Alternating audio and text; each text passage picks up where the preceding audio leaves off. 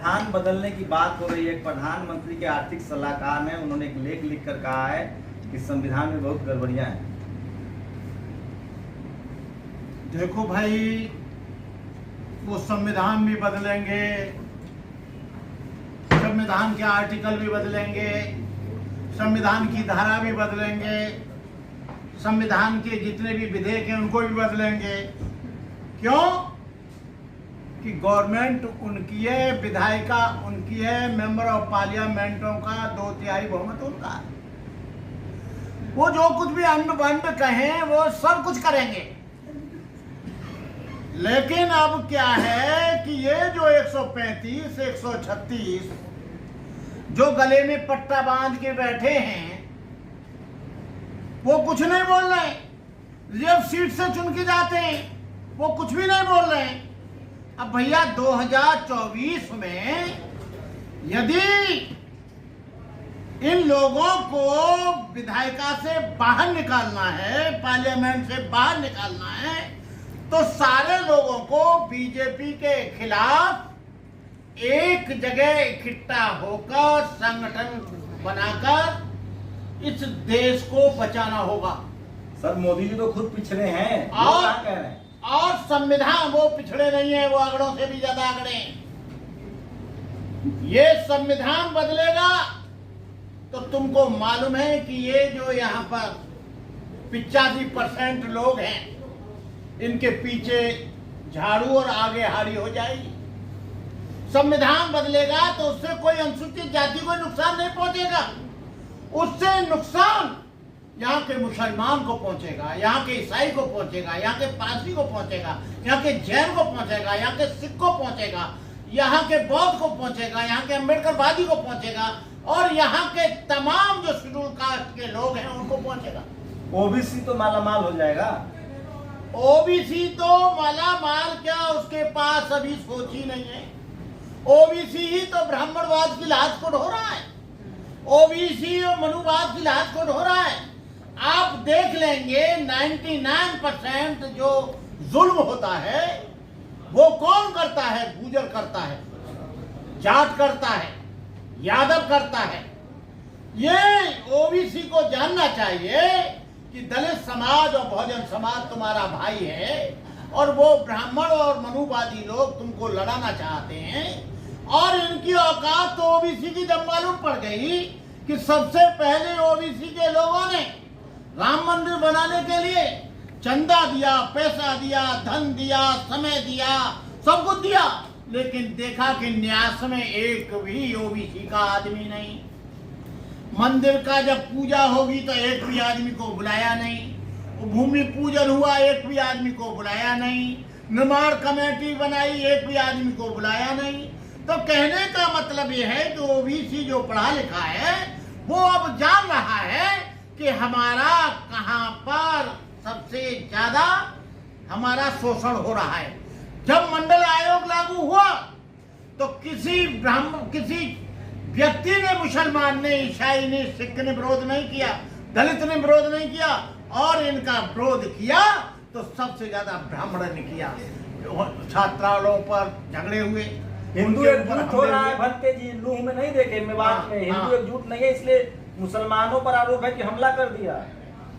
नहीं, देखिए, वहां मुसलमानों पर हमला किया या उन पर हमला किया, ये किसने हमला किया? जो बजरंगी है उसने गलत सलत बोलकर उसने हम बता रहे। चिढ़ते हैं भाई, बनता जी चिढ़ते हैं बागेश्वर बाबा से। अरे भाई मेरी बात सुनना, ये बता, संस्कृत में बोलता है कोई राजनीतिक आदमी, बुद्धिज्म पे बोलता है तो क्या वो बुद्धिस्ट हो गया? क्या आप हिंदू विरोधी हैं? अरे क्या कोई बाइबल पर बोलता है तो ईसाई हो गया क्या?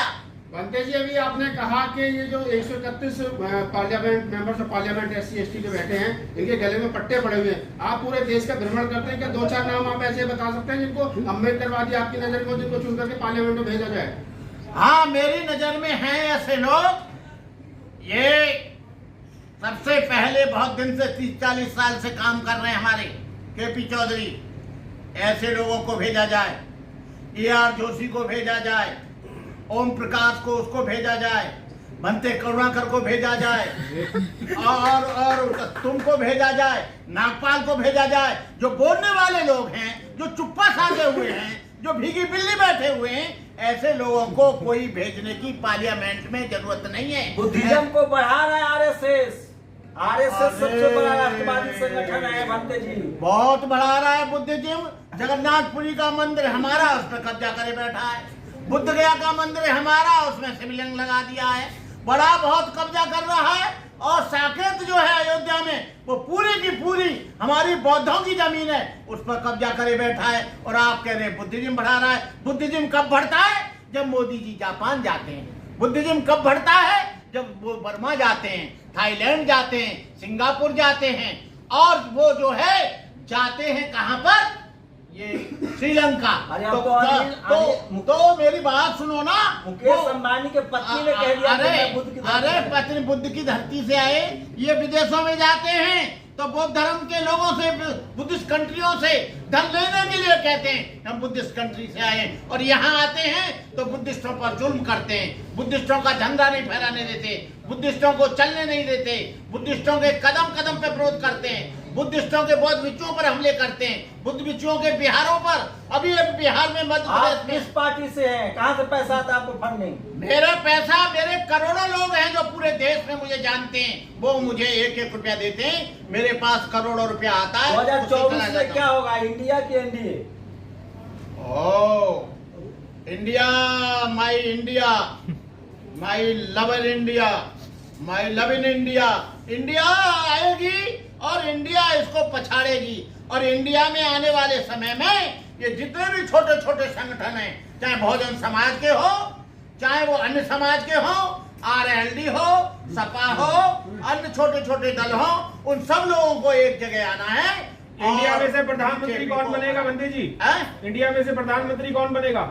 इंडिया में प्रधानमंत्री? हाँ, वो बात इंडिया की बात है, वो बात की इंडिया बात है। से। कोई भी बनेगा, बाद में बैठ के बात कर लेंगे। अभी से कोई जरूरी नहीं है। अभी से प्रधानमंत्री बनाएंगे तो फूट पड़ जाएगी। दो लोग चार कहेंगे, नाम मैं आपके पास बनूंगा, हैं क्या? लोग अरे कहेंगे, मैं टीवी बनूंगा। अखबार। अरे नीतीश कुमार जी कहेंगे मैं बनूंगा, मायावती कहेंगे मैं बनूंगा, अखिलेश कहेंगे मैं बनूंगा, मायावती बनते तो करुणाकर कहेंगे मैं बनूंगा। टीवी अखबार कह रहा है कि आएगा तो मोदी ही। भाई मोदी को तो हम आने नहीं देंगे, चाहे कुछ हो जाए। और मोदी आता है तो अब की क्या होगा, इस देश के टुकड़े करा देगा। यदि मोदी जी आते हैं, बीजेपी आती है, तो हमको ये दिख रहा है, इधर धीरेन्द्र शास्त्री हिंदू राष्ट्र की बात कर रहे हैं, और हिंदू राष्ट्र बनेगा तो इनके हिंदू राष्ट्र में रहेगा कौन? हिंदू राष्ट्र में बड़े व्यवस्था है, हिंदू राष्ट्र में छुआछूत है, हिंदू राष्ट्र में ऊंच नीच है, हिंदू राष्ट्र में भेदभाव है। भैया जिसको रहना है उसको रह लो, हम तो रहेंगे नहीं, हम तो बौद्ध राष्ट्र में रहेंगे। तो फिर भारत से आप कहीं और भारत जाएंगे?